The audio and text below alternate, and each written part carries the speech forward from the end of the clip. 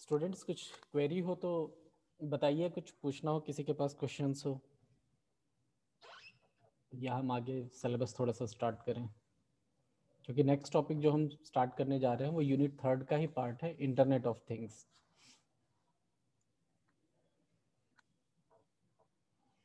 ठीक है, तो स्टार्ट करते हैं।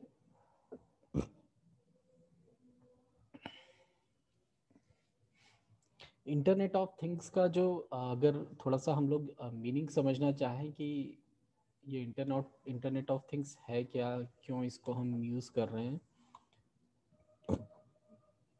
तो यहाँ पर एक स्टेटमेंट है,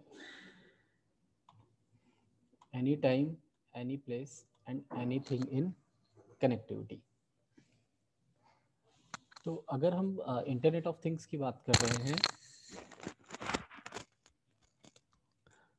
तो we need to connect any time, means कोई टाइम बाउंडेशन नहीं होनी चाहिए कनेक्टिविटी को लेकर के कि we can connect at particular time.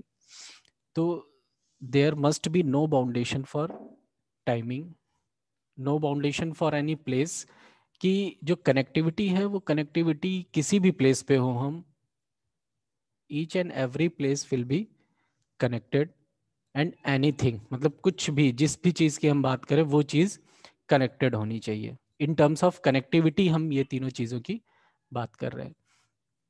तो for that we need active internet connection, क्योंकि कोई भी एग्जिस्टिंग नेटवर्क, किसी भी एग्जिस्टिंग नेटवर्क की हम बात करेंगे तो ये any time anything and any place, ये चीज़ सभी नेटवर्क्स के लिए एप्लीकेबल नहीं है.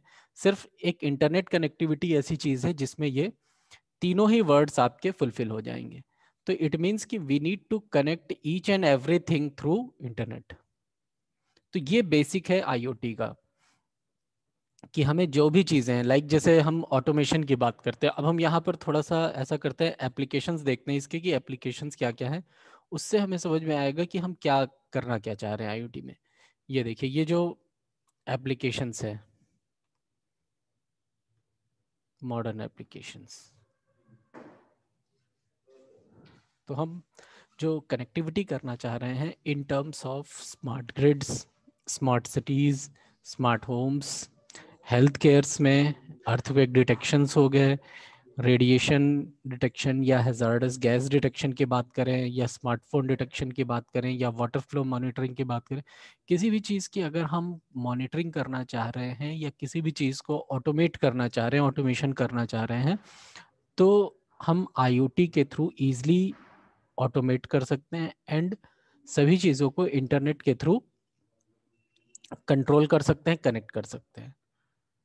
अब जैसे कि हमारे पास में स्मार्ट सिटीज़ हैं, स्मार्ट होम्स हैं, अगर हम इनके एग्जांपल्स लें तो स्मार्ट होम्स में क्या है कि हमारे घर में जितनी भी लाइट्स हैं, जितने भी अप्लायंसेस हैं, इवन हम बात करें ऑटोमेटिक डोर्स होते हैं, तो जो भी चीज़ें हैं हर एक चीज़ को हम ऑटोमेटिक कर दें एंड उसको इंटरनेट से कनेक्ट कर दें, सो दैट कि इन केस कि आप भूल गए कि घर में हमने लाइट्स ऑन की है, ऑन छोड़ दी है या ऑफ छोड़ दी है, तो आप इजीली कहीं भी बाहर हैं वहाँ से एक्सेस कर सकते हैं एंड स्विचेस को ऑन ऑफ कर सकते हैं if these are connected through internet. इसी तरह से अब जैसे कि आपको दिख रहा है एप्लीकेशन डोमेन में कि इसका मेजर जो एप्लीकेशन है वो इंडस्ट्रीज में है.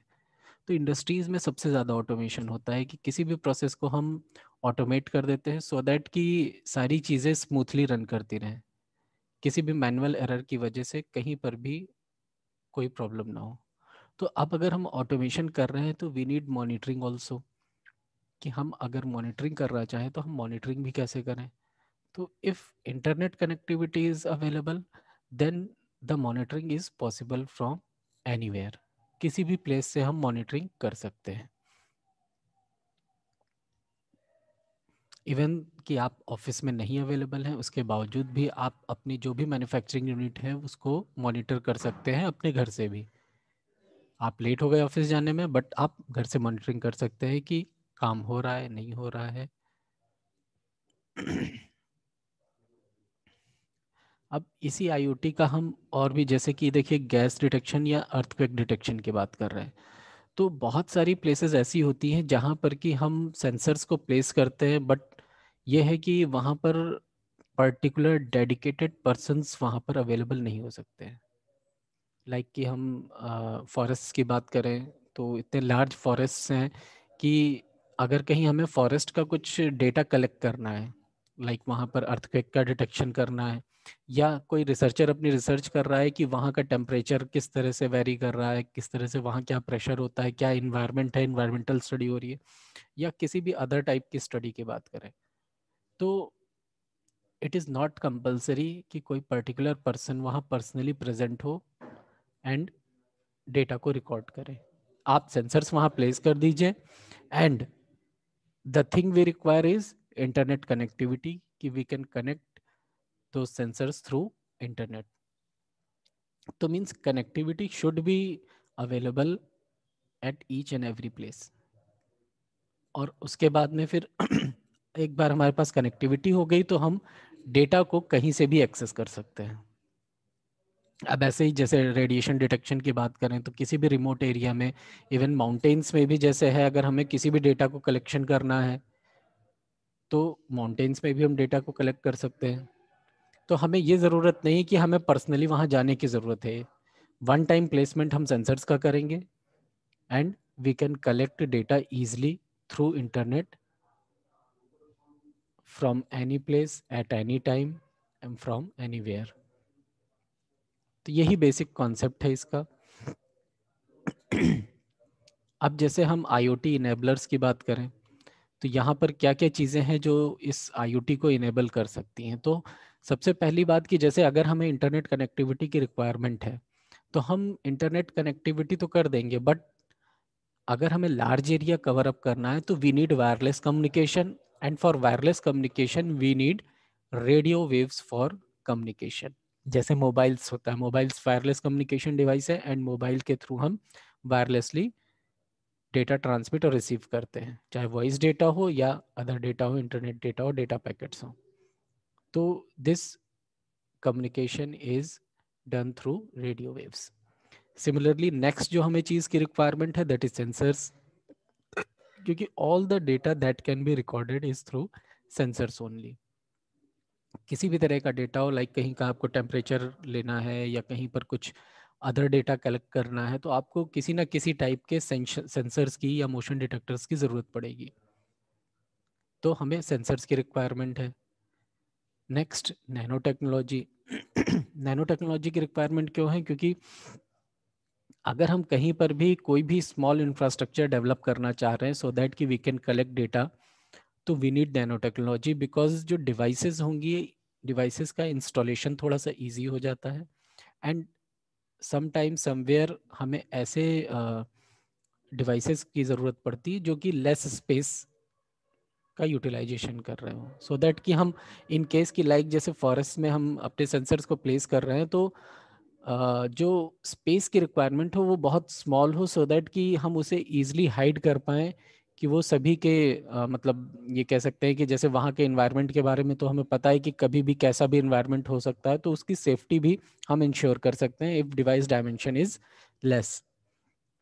Similarly we need to develop a smart network also, so that कि नेटवर्क कनेक्टिविटी प्रॉपर हो सके।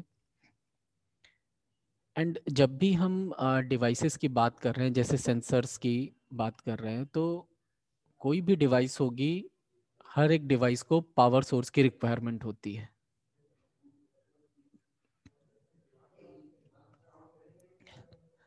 और ये पावर सोर्स अगर हम रिमोट एरियाज में इनको लोकेट कर रहे हैं तो पावर सोर्सेज भी लिमिटेड है, बिकॉज आप हर एक जगह पर जा करके बैटरी चेंज नहीं कर सकते। तो जो डिवाइसेस होनी चाहिए वो devices always they devices consume less power, जो कि यहाँ पे कैरेक्टरिस्टिक्स ऑफ IoT में लिखा हुआ है। तो जो भी डिवाइसेस होनी चाहिए पावर बहुत कम कंज्यूम करें।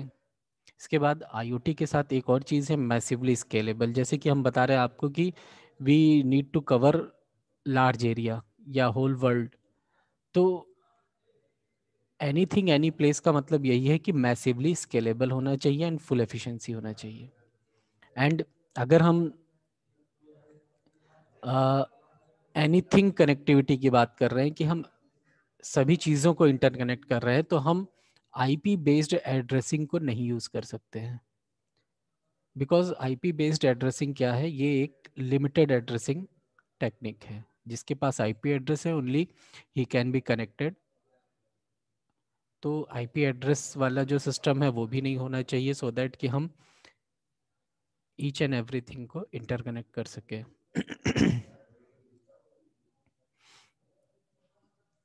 ऐसे ही और भी अदर भी एप्लीकेशंस हैं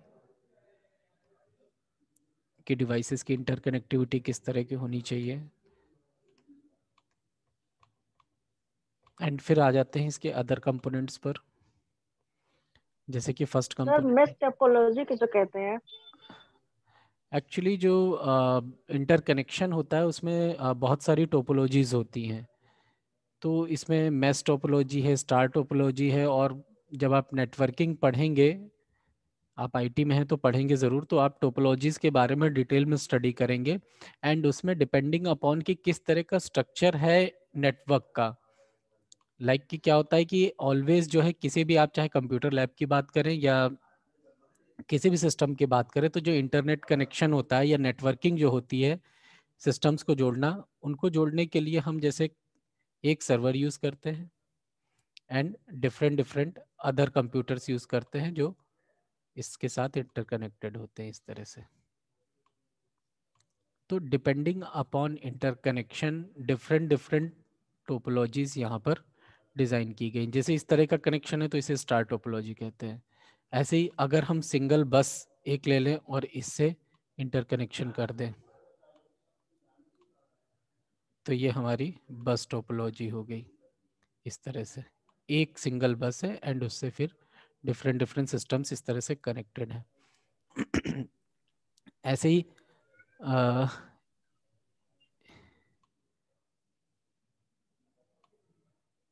अगर इस तरह का कुछ नेटवर्क बना हुआ है, एक डिवाइस दूसरे से कनेक्टेड है, दूसरी डिवाइस तीसरे से कनेक्टेड है,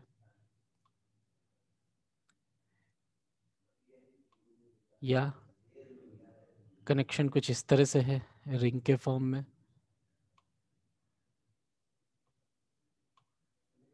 तो ये बहुत सारे मतलब डिफरेंट डिफरेंट नेटवर्क हैं। तो उसमें एक एग्जांपल जस्ट इंक्लूडेड है कि जैसे कि मेश नेटवर्क होता है,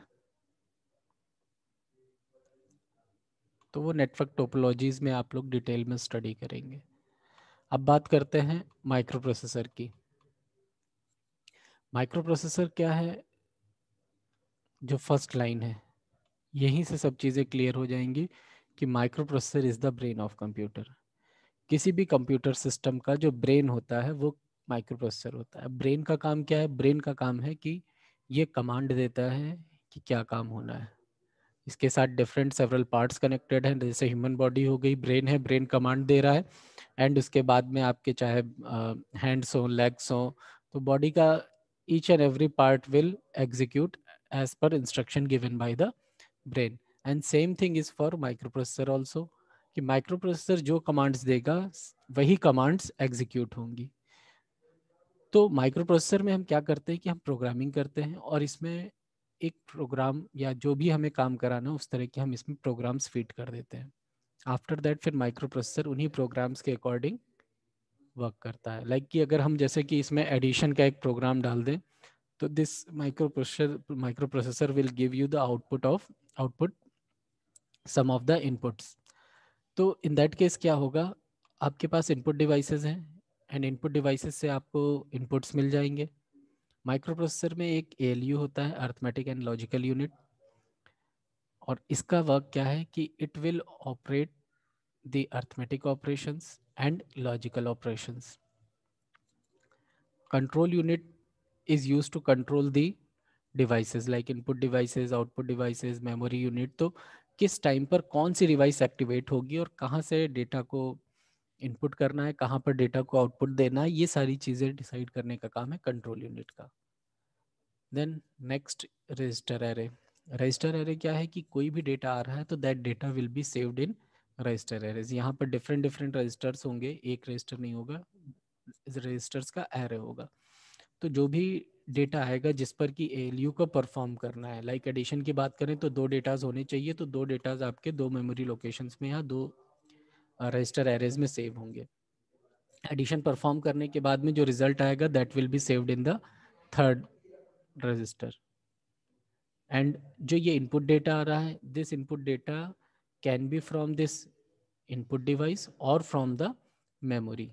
या तो मेमोरी से इनपुट आ सकता है या तो फिर इनपुट डिवाइस से इनपुट आ सकता है।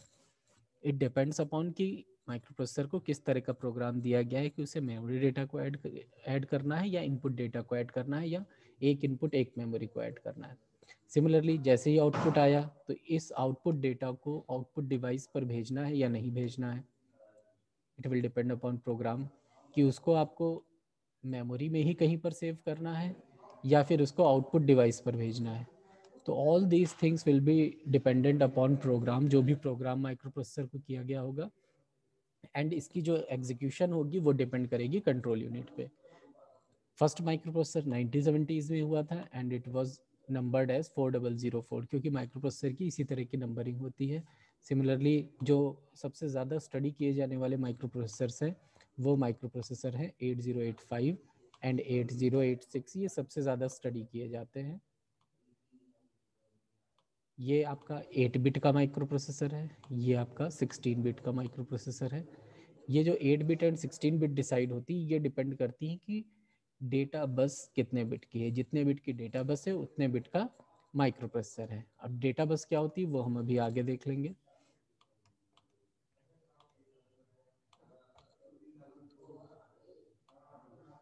अब माइक्रो प्रोसेसर के कंपोनेंट्स की जैसे बात करें तो माइक्रो प्रोसेसर में एक सीपीयू हो गया, एक बस हो गई एंड एक मेमोरी, ये कंपोनेंट्स हो गए। अब सीपीयू क्या है? सीपीयू तो आपको पता है सेंट्रल प्रोसेसिंग यूनिट होता है, और ये आपका मेन सीपीयू जो माइक्रो प्रोसेसर की हम बात कर रहे हैं वो होता है। और इस सीपीयू में हमारे पास में क्या क्या चीज़ें होती हैं? एएलयू अर्थमेटिक लॉजिकल यूनिट जो कि अर्थमेटिक और लॉजिकल ऑपरेशंस परफॉर्म करता है। रजिस्टर जो कि डेटा को होल्ड करने के लिए यूज़ होता है। डिकोडर